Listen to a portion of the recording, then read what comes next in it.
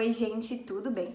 Hoje a gente vai falar um pouquinho sobre RNA e DNA, que são os ácidos nucleicos, né, que existem aí nos organismos vivos. Nos organismos que existem aí no mundo, a gente tem a presença de um RNA e de um DNA. Bom, o próprio nome, né, nucleicos, ele já está se referindo à estrutura que forma essas macromoléculas. Então, tanto o DNA como o RNA, eles são chamados de polímeros, ou seja, eles são macromoléculas, né, moléculas grandes mesmo, formadas pela união de estruturas básicas chamadas de monômeros. No caso dos ácidos nucleicos, essas estruturas básicas, elas são chamadas de nucleotídeos. Os nucleotídeos, né, eles são estruturas formadas por um fosfato, uma ribose, né, que é um açúcar de 5 carbonos, e uma base nitrogenada. Existem 5 tipos de bases nitrogenadas, tá? A gente tem as bases nitrogenadas púricas, que são a adenina e a guanina, e a gente tem as bases pirimídicas, que é a citosina, a guanina e a timina. Então agora eu vou falar um pouquinho só sobre o DNA, algumas características que existem e algumas propriedades, e depois a gente fala um pouquinho mais sobre o RNA. Então o DNA, gente, ele é uma fita dupla. Ou seja, você tem duas fitas que vão compor, né, aquela molécula de DNA. Essas fitas, gente, elas são complementares. Isso por quê? Lembra que eu falei que existem 5 tipos de bases nitrogenadas? No caso do DNA, vão existir só 4. Ou seja, no DNA, a gente vai ter a presença das bases nitrogenadas adenina, guanina, citosina e timina. Essas bases nitrogenadas, elas seguem um pareamento chamado de pareamento Watson-Crick. Ou seja, você tem alguns pareamentos que são obrigatórios, vamos dizer assim. Então, a adenina, ela se pareia sempre com a timina através de 2 ligações de hidrogênio. No entanto, né, a citosina e a guanina, elas vão se parear através de uma tripla ligação de hidrogênio. É por isso que sempre para você romper uma ligação da citosina com a guanina, é mais difícil, porque você tem uma ligação de hidrogênio a mais. Eu lembro que caiu uma questão dessa, se eu não me engano, no Enem de 2018 ou 2019, perguntando exatamente sobre isso, sobre esse pareamento e qual seria mais difícil de você conseguir quebrar. E aí a resposta era realmente a citosina e a guanina. Então, gente, o que acontece? Você sempre vai ter que ter esse pareamento Watson-Crick. Tá? Então, o que acontece? Por isso que as fitas, elas são complementares. Uma fita, ela vai ser sempre complementar à outra. Então, se você tem a adenina numa fita, você vai ter que ter a timina na outra fita, para elas conseguirem se parear. Se você tem uma citosina nessa, você vai ter que ter uma guanina nessa. E assim sucessivamente. Então, a base nitrogenada que vai existir na outra fita, ela depende da base nitrogenada que vai existir na outra fita. Por isso que as fitas de DNA, elas são complementares, porque você tem essa complementaridade das bases nitrogenadas, beleza? Bom, o DNA, gente, ele tem uma propriedade extremamente importante que é chamada de replicação semiconservativa. O que isso significa? As fitas de DNA, então a gente tem 2 fitas, certo? Que compõem uma molécula de DNA. Ambas as fitas vão servir de molde para a produção de uma nova fita de DNA. E essa nova fita de DNA, ela sempre vai ser produzida seguindo o pareamento Watson-Crick, adenina com timina, citosina com guanina.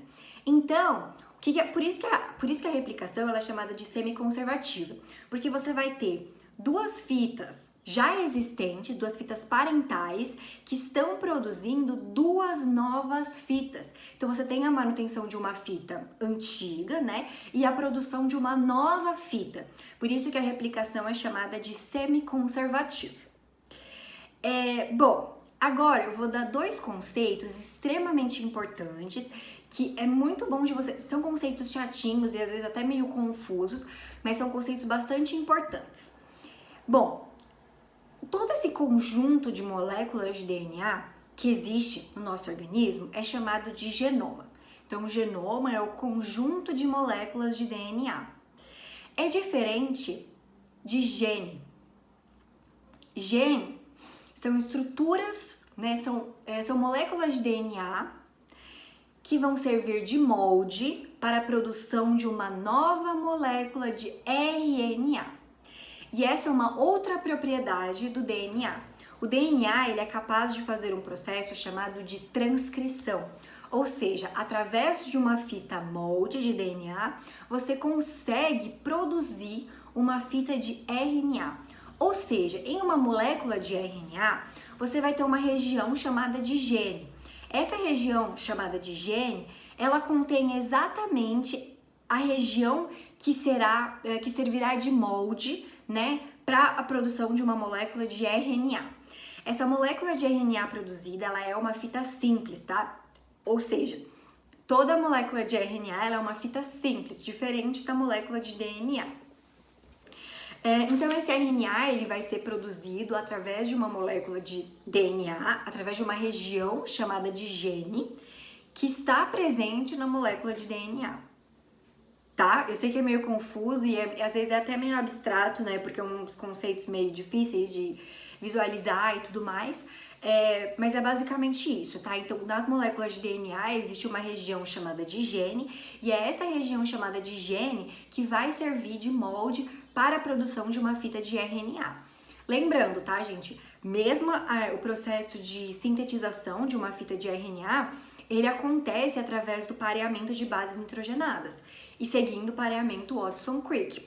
A única coisa que vai mudar nesse caso é que ao invés da timina, a gente vai ter a uracila. Então, a adenina, ela vai se parear com uma uracila no caso do RNA. Então, se naquela região do gene você tem uma adenina e uma timina, você tem uma adenina, uma timina e uma citosina nos nucleotídeos daquele DNA. A fita nova que vai ser produzida de RNA, ela vai ter que ter uma uracila, uma adenina e uma guanina. Eu acho que eu falei citosina, então é guanina mesmo que vai ter ali. Caso eu falei citosina, é uma guanina. Enfim, a mesma coisa, elas vão se parear de todos os jeitos. Então você tem que ter esse pareamento Watson-Crick, mesmo na sintetização de uma nova molécula de RNA. Então esse RNA, ele é uma fita simples.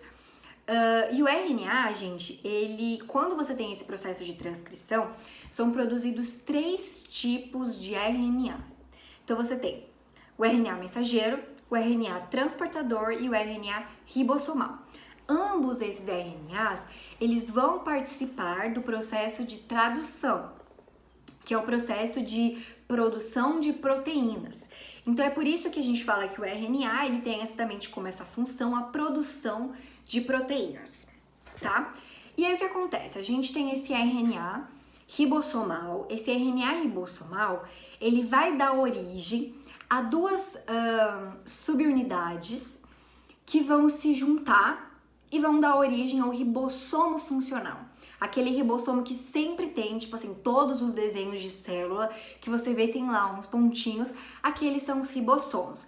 Esses ribossomos funcionais, então, eles são originados quando você tem a união, né, dessas 2 subunidades ribossomais formadas pelo RNA ribossomal.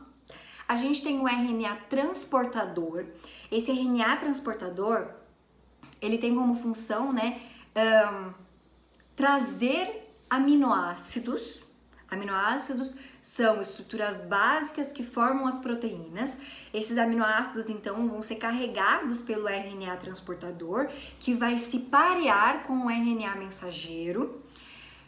E esse RNA mensageiro, então, ele contém exatamente a informação, ele contém a sequência de bases nitrogenadas que serão necessárias para a produção de uma nova proteína. Mas esse processo de tradução, eu sei que eu falando agora ficou um pouco confuso, mas eu não vou falar sobre ele hoje, porque ele é um assunto bastante extenso e então não há necessidade nesse momento. Então é isso, né? Quando a gente tem um processo de transcrição, ou seja, uma molécula de DNA que serve de molde para a produção de uma nova molécula de RNA, acaba produzindo esses 3 RNAs mensageiros. Você tem o RNA, esses 3 RNAs: o RNA mensageiro, o RNA ribossomal e o RNA transportador.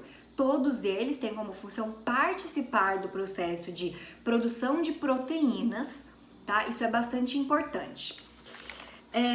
Gente, eu acho que era isso que eu tinha para falar sobre exatamente essas propriedades, né, do DNA, do RNA e essas características básicas que é sobre o que é composto e as bases nitrogenadas que o compõem e as principais diferenças entre eles.